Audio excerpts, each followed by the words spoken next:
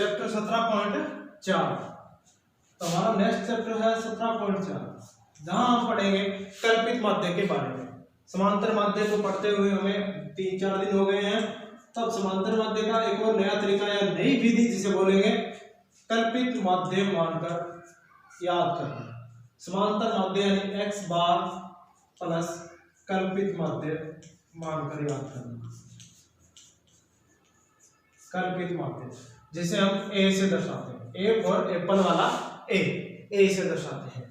तो समांतर माध्य के लिए हमने सबसे पहले पढ़ा कि सिग्मा x बटे n, इसके बाद हमने पढ़ा सिग्मा fx बटे सिग्मा f, सिग्मा fx बटे f, यानी ये भी काम आता है सूत्र वर्ग अंतराल में अगर सीधा ही निकालना हो तो। लेकिन सवाल में अगर लिखा हो कल्पित माध्य, यानी पहले से ही दिमाग में सोच लो माध्य क्या है। कल्पित माध्य का यहाँ मतलब है कि पहले से सोचा हुआ माध्य, पहले से अपने दिमाग में मान लो कि माध्य 25 है, वो वाला कल्पित माध्य कहलाता है। तो यहाँ इसके लिए होगा a प्लस जो माना है सबसे पहले वो जुड़ेगा सिग्मा fx या फिर fd, सिग्मा fd, d यहाँ पर विचलन है, बात करेंगे इसकी भी। a प्लस सिग्मा fd बटे सिग्मा f, ये तो हो गया एक सूत्र जिसे बोलेंगे विचलन, विचलन विधि। इसके बाद इसकी दूसरी विधि है, कल्पित माध्य की ही दूसरी विधि है पद विचलन विधि। पद विचलन, अब पद विचलन विधि इसमें भी सेम ऐसे ही a प्लस यहां होगा सिग्मा एफ यू बटे सिग्मा एफ गुणा h, या किताब में कई जगह आपको आई भी लिखा हुआ मिलेगा। तो ये बात नोट करने वाली है कि पद विचलन विधि के सूत्र में आई भी होता है, यहाँ पर आई भी लिखा हुआ मिलता है कई जगह। आई का मतलब इंटरवल, h का मतलब हाइट, एक ही बात है दोनों, तो h और i दोनों में एक काम आता है यहाँ पर। अब बात करते हैं कि h क्या है, d क्या है और u क्या है। तो इस सूत्र में बाकी आपको पता है, a कल्पित माध्य है, f आपको पता ही है भार मारता है, सिग्मा आपको पता है टोटल है, और d बच गया, d नया है। तो d को पढ़ते हैं, d बराबर होता है विचलन, विचलन ये d का ही नाम है, डिफरेंस। और विचलन यहां याद किया जाता है x में से बारी बारी से a घटाकर, x जो भी होगी उसमें से बारी बारी से a घटाकर x माइनस a। और यहां पर u है पद विचलन, और u पद विचलन है, इसे याद करने का तरीका होता है x माइनस a बटे h। ध्यान से, x में से a घटाना है और h का भाग देना है। इसमें तो केवल x में से a घटाना है, लेकिन यहाँ x में से a घटाने के बाद में h का भाग भी देना है, या फिर इसे बोलेंगे d बटे h या फिर i, d बटे h या फिर i। तो ये दोनों सूत्र हम अभी पढ़ेंगे 17.4 में। सारे सवाल एक जैसे हैं 17.4 के, एक सवाल करूंगा दोनों विधियों से, बहुत ही अच्छे तरीके से करूंगा आराम से, ताकि आप सबको समझ में आ जाए। अगर फिर भी समझ में नहीं आता है तो वीडियो को 2 बार देखेंगे, 100% समझ में आएगी 17.4। तो दोनों विधियों में हमने नई चीज देखी है वो नोट कर ली है, बाकी दोनों सूत्र हमने 17.3 तक पढ़े हैं, 17.1, 2, 3 तक। चलिए आगे बढ़ते हैं और एक सवाल लेते हैं और उसके माध्यम से समझते हैं कि क्या कहां पर काम आने हैं।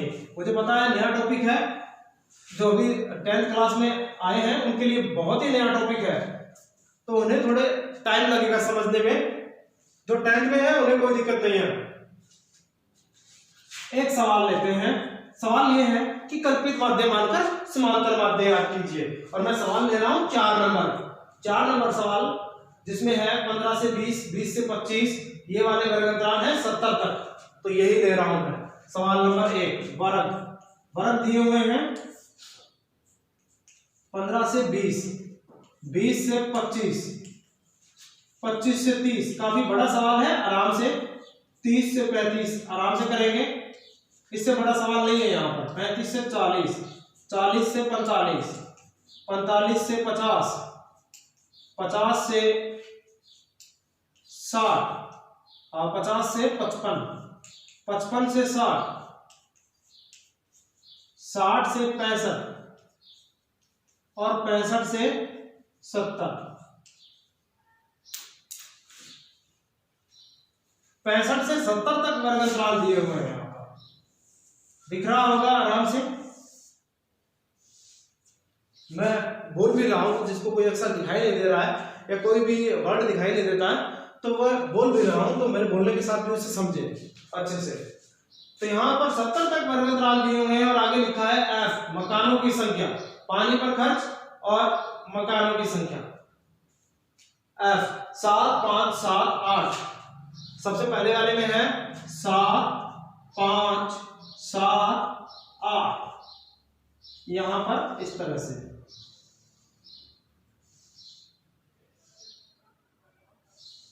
आगे वाले को भर लेते हैं। 9 11 7 5, 9 11 7 5,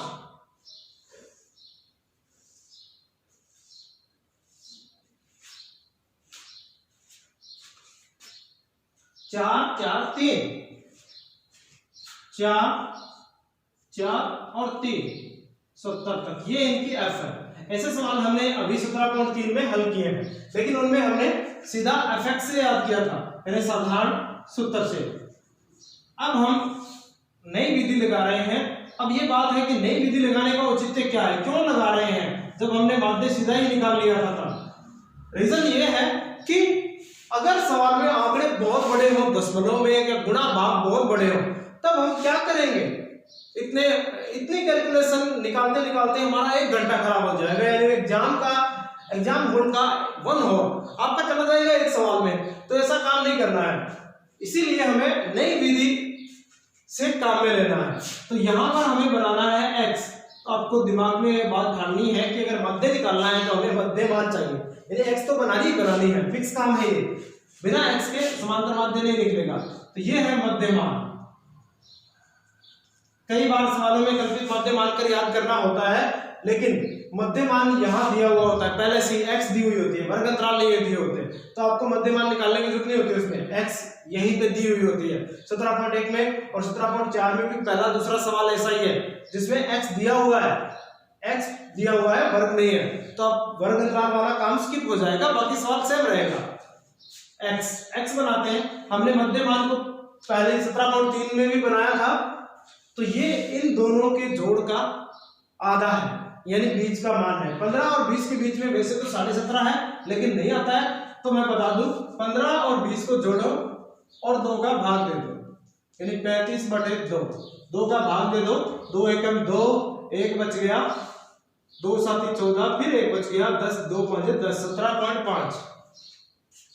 17.5, ये है पहला मध्य मान। अब आगे सब बनाने हैं, हम वर्ग अंतराल देख लेते हैं ध्यान से। 15 और 20 में 5 का अंतर है, तो यहाँ 5 5 जुड़ते जाएंगे। जैसे 20 और 25 के बीच में 22.5, 22.5, 27.5, 5 5 जुड़ते जाएंगे और इन दोनों के बीच में जो संख्या है वो आती जाएगी। 32.5, यानी 2.5 जोड़ते जाओ, इसमें 2.5 जोड़ते जाओ, 37.5, सबके मध्य मान निकल आएंगे। हर एक में आपको 2 का भाग देने की जरूरत नहीं है। 42.5, 47.5, 52.5, 57.5, 62.5 और 67.5, सबके मध्य मान आ गए। अब जरा सोचो, इसी सवाल में सोच लेते हैं कि 17.3 की तरह इस सवाल को क्यों नहीं कर सकते। कर सकते हैं, बिल्कुल सही उत्तर आएगा, आपको नंबर भी पूरे मिलेंगे। अगर सवाल में सीधा लिखा है कि समांतर माध्य याद करो, अगर लिखा है कल्पित माध्य मानकर याद करो, तब तो नंबर कटेंगे, लेकिन सीधा लिखा हुआ है तो आप कोई भी विधि लगा सकते हैं। लेकिन प्रॉब्लम कहाँ आएगी, प्रॉब्लम आएगी ये मल्टीप्लाई करने में। सबको दशमलव वाले गुणा करते करते करते करते कोई ना कोई मार खा जाएगी, कहीं ना कहीं लास्ट तक एक गलती आपके सवाल को खराब कर देगी। तो हमें इस विधि से और भी आसान है। ऐसा मत सोचो कि ये विधि हार्ड है, कुछ समझ में नहीं आया, सूत्र समझ में नहीं आया, ये नहीं आया।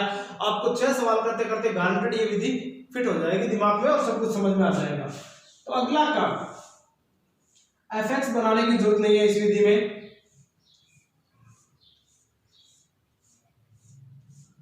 एफएक्स नहीं बनानी है, तो हमें एक कॉलम और छोड़ देते हैं जो चाहिए, और यहां सवाल को यानी इसके नीचे कॉपी में हल करते हैं। मान लेते हैं माना कल्पित माध्य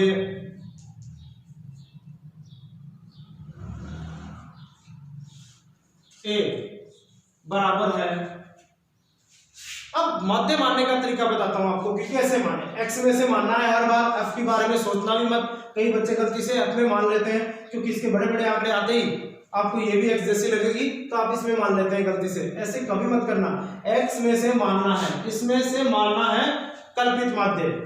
तो यहाँ पर हमें बीच का अक्षर मानेंगे तो ज्यादा फायदे में है। कैलकुलेशन उतनी छोटी होगी जितना आप बीच में रखेंगे माध्य को। मान तो इसे भी सकते हैं, उत्तर सही आएगा। मान इसे भी सकते हैं, उत्तर सही आएगा। लेकिन अगर हम बीचों बीच में से मानते हैं, यानी आधे नीचे छोड़ दो, अपने दिमाग से आधे ऊपर छोड़ दो, यहाँ आ जाते हैं, इनमें से कोई माध्य मान लेते हैं। जैसे मान लेते हैं 1 2 3 4 5 हमने ऊपर छोड़ दिए, 1 2 3 4 5 नीचे छोड़ दिए, 42.5 बच गया। हम इसे ही माध्य रखते हैं। हमारा कल्पित माध्य हमारा है 42.5। 42.5 हमारा कल्पित माध्य है।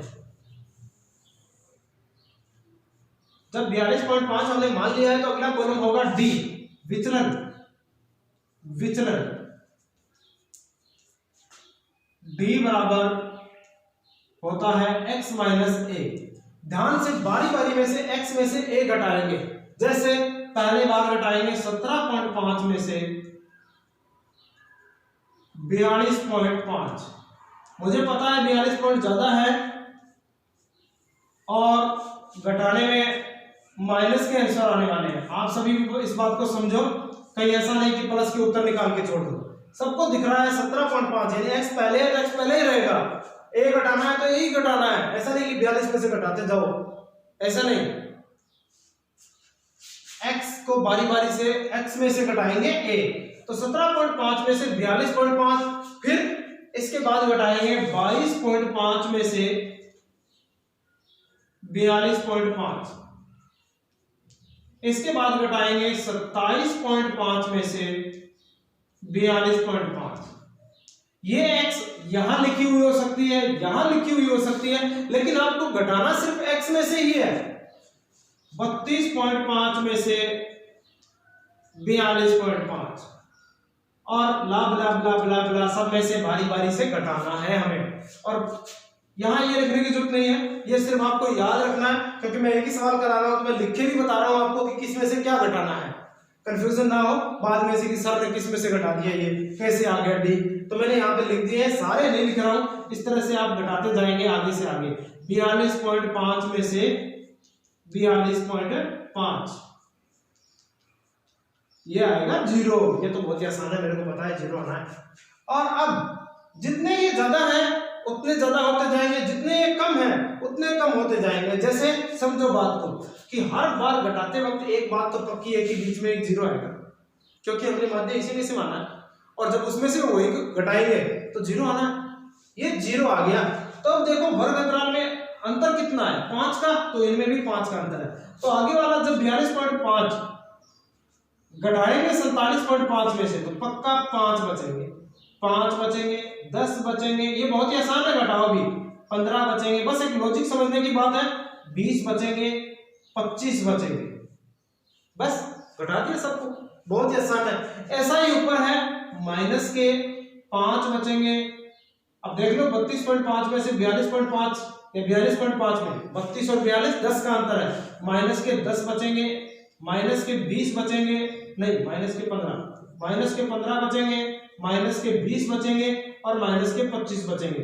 जैसे नीचे आए हैं वैसे ही ऊपर आएंगे, बस ऊपर वाले माइनस के, क्योंकि ये ज्यादा है और ये इनसे कम है, तो ये इनका एक सर्कुलेशन नियम ही है एक प्रकार का कि आपको 0 के आसपास ही रहना है। या तो आएंगे d बराबर हमेशा, या तो 0 1 2 3 4 5 0 10 20 30 40 10 20 30 40 इसी तरह से आएंगे। ये हर बार इसी तरह से आएंगे।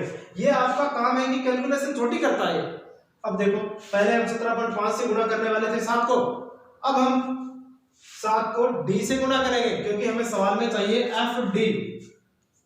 अब नया कॉलम होगा fd और इसी से सूत्र में मान भरेंगे हम।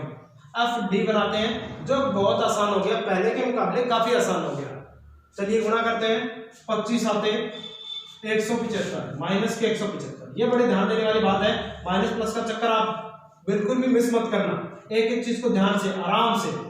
20 100, फिर माइनस के 100, फिर 15 7 105 माइनस के 105, इसके बाद 10 का गुणा 8 से 80 माइनस के 80। इसके बाद -5 का 9 से 45 माइनस के 45। 0 का किसी से भी 0 का तो क्यों कर दो चले जाके 0 की लड़ाई करवा ली हो कैसा भी, यानी गुणा तक करवा लो, भाग करवा लो, कुछ भी करवा लो, ये तो 0 ही आना है। 0 से भाग देंगे तब संख्या बदलेगी, बाकी सब में 0 ही आना है।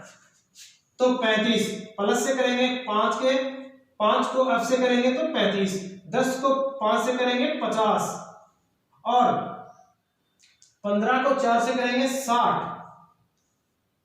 और 20 को 4 से करेंगे 80। मेरी वॉइस पे ध्यान देना, अगर कोई अक्षर समझ नहीं आ रहे हैं तो वॉइस को कवर करना।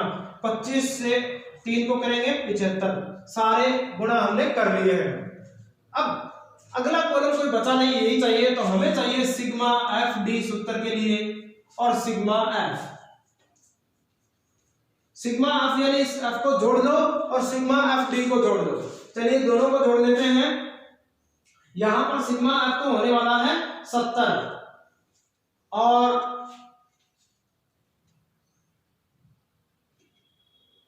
सिग्मा एफ होने वाला है 70। ये जोड़ देते हैं, फिक्स है 70, ये हम जोड़ देते हैं। वो तो 70 है, सबको जोड़ेंगे 7 5 12 7, इस तरह से सबको जोड़ेंगे तो 70 होने हैं। अब डी की बारी। अब डी में ध्यान देने वाली बात ये, कुछ माइनस के हैं कुछ प्लस के हैं, तो प्लस माइनस कभी नहीं जुड़ते, सबको पता है, तो हमें एक घटाव भी करना होगा बीच में, तो इनको जोड़ देते हैं माइनस माइनस वालों को, इनको जोड़ देते हैं अलग और इनको जोड़ देते हैं प्लस प्लस वालों को अलग। चलिए जोड़ते हैं, ये हो गए 5 और 5 10 और 5 15 का 5। आराम से जोड़ते हैं ताकि गलती ना हो हमसे और सवाल गलत ना हो। 5 और 5 10 और 5 15 हसल 1। और इसके बाद अगले अक्षर की बारी। 7 0 0 8, 7 और 8 15, 15 और 4 7 और 8 15 और 4 19 और 1 20, 0 हसल 2। तीसरे अक्षर की बारी। 1 और 1 2 और 1 3, तीसरा अक्षर और है ही नहीं, 3 और 2 5, 505 माइनस के हो गए 505। प्लस की बारी, प्लस वाले जोड़ते हैं, पहला अक्षर जोड़ते हैं यानी इकाई जोड़ते हैं 10, 10 की 0 असल 1, 5 और 3 8, 8 और 6 14, 14 और 8 22 और 7 29, 22 और 7 29 और 1 हसल 30, 300 प्लस के हो गए 300। अब देखना है किसके क्या बच गए, तो सिग्मा एफ डी बराबर आएगा, घटाव करते हैं 300, 505 में से गए माइनस के 205, सिग्मा एफ डी बराबर आ गया माइनस के 205। हमने काम कर लिया अपना, ये रफ कर रहे हैं आपका और यहाँ टोटल सीधा नीचे लिख लेते हैं आराम से। अब बारी आती है सूत्र की। मेरे पास काफी जगह है तो मैं यहाँ कर रहा हूँ, आप नीचे कॉपी में आराम से सवाल को सारणी बनाकर हल कर सकते हैं। तो अब मैं सूत्र से कर रहा हूँ, समांतर माध्य बराबर होता है a plus sigma F D बटे सिग्मा एफ।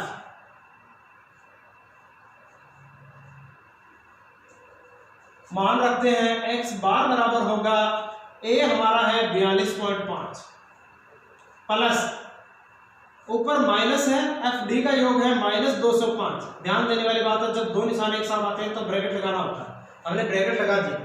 और अब सिग्मा एफ 70 और ब्रैकेट बंद। x बार बराबर 42.5 में जोड़ना घटाना बात की बात है, लेकिन पहले भाग कर लेते हैं।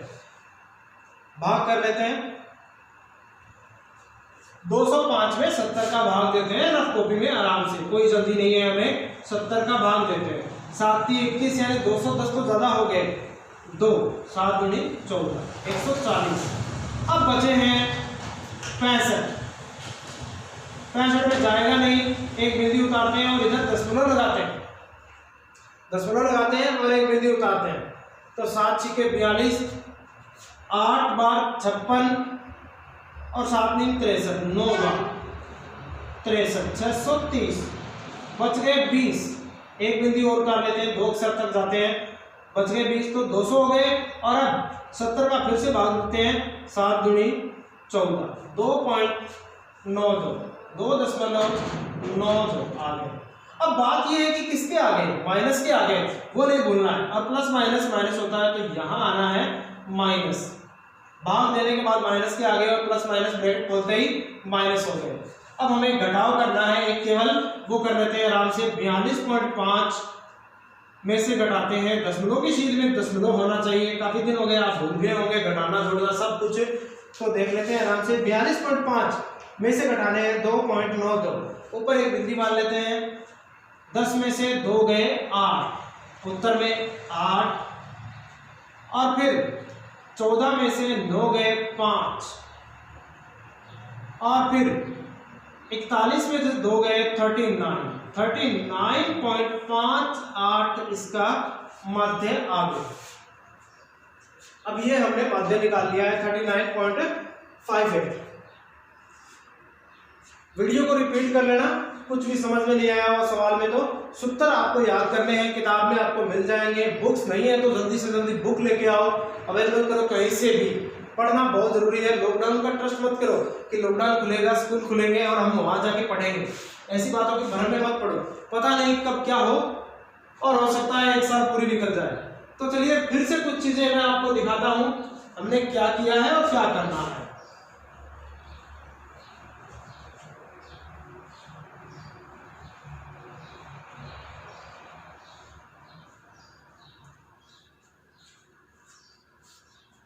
कल्पित माध्य से सबसे पहले माध्य निकालने के लिए हमें चाहिए डी बनानी है, डी बनानी है। और डी क्या है, पहले आपको एक कल्पित माध्य मानना है x में से। बाकी सवाल पहले की तरह है, सवाल में दिया हुआ है वर्ग और f, दो चीजें आपको दी हुई मिलेगी, या फिर x और f दो चीजें मिलेगी। x और f दी हुई है तो ये कॉलम नहीं आएगा, x यहीं पे रह जाएगा। फिर वर्गताल दी हुई है तो मध्य मान निकालना पड़ेगा। फिर एक माध्य मानो, कल्पित माध्य कुछ भी मान लो, 42.5 मान लिया हमने बीचों बीच से, ताकि कैलकुलेशन जब बिल्कुल छोटी रहे, हमें कैलकुलेशन करते वक्त यानी गुणा करते वक्त ज्यादा दिक्कत नहीं होनी चाहिए। तो हमने 42.5 मान लिया हमने सेंटर में से, बीच में से मान लिया।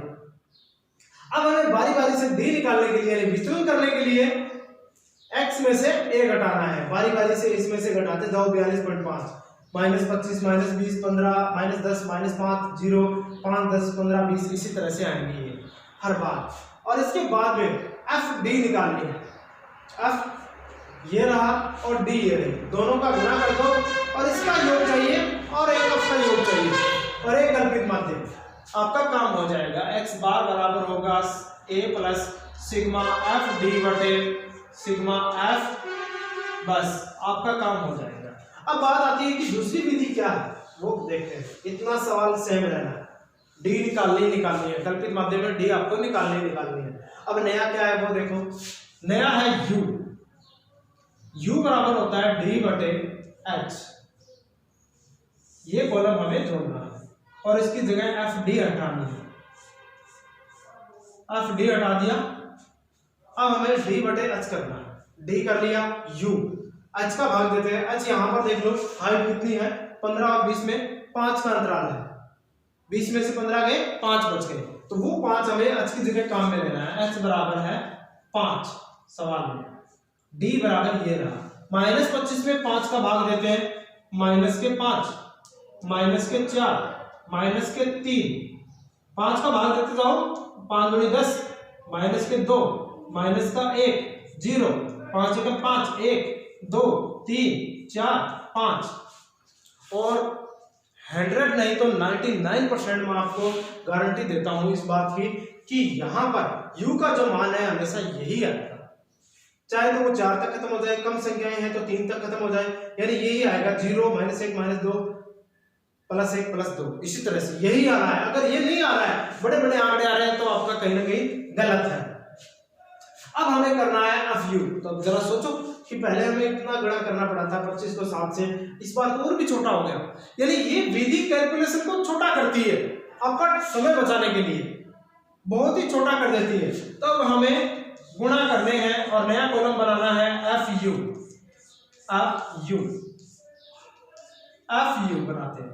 FU में f का गुणा करना है u से, तो 7 5 35 -35, 4 को 4 5 20 -20, 3 को 7 3 21 -21, 2 को 16 माइनस 16, एक को करते हैं माइनस 9 से 9 और 0, फिर प्लस के आएंगे अब नीचे 7 10 12 और इसके बाद 16 और अंतिम 15, सबका गुणा कर दिया। और अब हमें चाहिए सिग्मा एफ यू, और सिग्मा एफ हमारे पास पहले ही है, तो इसे नाम देंगे पद विचलन।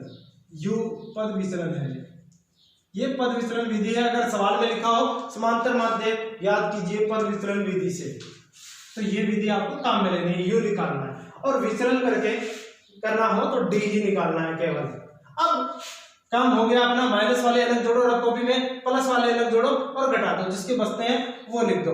चलिए जोड़ देते हैं, माइनस वाले कितने होते हैं वो कर लेते हैं, इकाई जोड़ लेते हैं, 5 और 1 6, 6 और 6 12, 12 और 9 21 का 1 असल 2, 3 2 5, 5 और 2 7, 7 और 1 8, 8 और 1 8 और 2 10, 101 माइनस के प्लस के देखते हैं, 7 2 9, 9 और 6 15, 15 और 5 20 0। अब इधर देखते हैं 1 2 3 4 और 2 6 7, प्लस के 60 हो गए, माइनस के 101, जरूर घटाव करने के बाद में 41 बच गए, वो भी माइनस के 41 बच गए। हो गया काम। अब सूत्र लगाते हैं नया वाला पद विचलन का, x बार बराबर होता है, ये लाइन तो आएगी, माना कल्पित माध्य a है, ये सूत्र नहीं आएगा पद विचलन में, ये पहले वाला है विचलन वाला, तो x बार बराबर होता है a plus sigma F you बटे सिग्मा एफ गुणा h। इस बार h आएगा गुणा में, यही नई बात है। मान बढ़ते हैं 42.5 हमारा था कल्पित माध्य, प्लस एफ यू है -41, जब दो निशान आएंगे तो ब्रैकेट लगाना है, और एफ है 70 गुणा h है 5, 42.5 प्लस माइनस बाद में देख लेंगे क्या आएगा, पहले इसे रफ कॉपी में हल करते हैं। 5 को 70 से काटते हैं, 14 5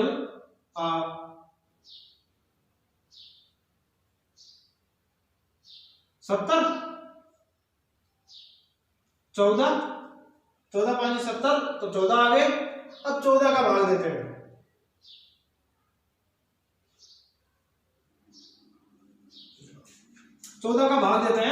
-41 में, क्योंकि प्लस माइनस ब्रैकेट खुलने के बाद में माइनस ही आने हैं, तो हम 14 का भाग दे देते हैं।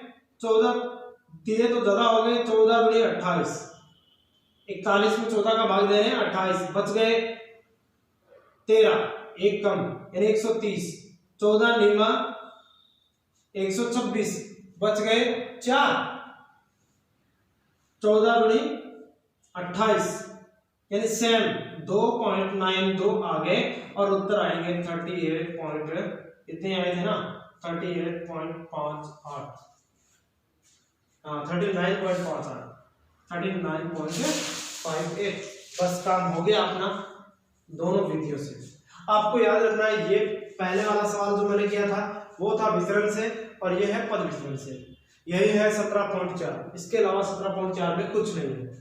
2 सवाल मैंने कर दिए हैं, यानी 4 नंबर सवाल को दोनों तरीकों से समझा दिया है। अब आपकी मर्जी है, आपको बस 7 सवाल में से 3 तो करने हैं पद विचलन से और 4 करने हैं विचलन से, यानी 3 4 इस तरह से कर लेना, आधे सवाल दूसरी तरीके से और आधे सवाल इस तरीके से।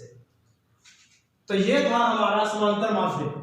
इसके अलावा समांतर माध्य का कोई और सवाल नहीं बचा है। मैंने हर प्रकार का सवाल जो किताब में था वो एक एक करके सब समझा दिए हैं आपको।